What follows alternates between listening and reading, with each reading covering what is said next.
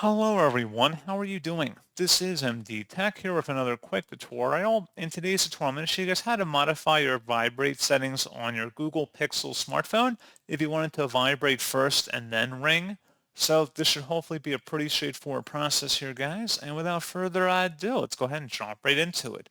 All you have to do is swipe up on your home screen and select the settings button. And now you want to scroll down and select the accessibility tile. And now go down underneath interaction controls and select where it says vibration and haptics.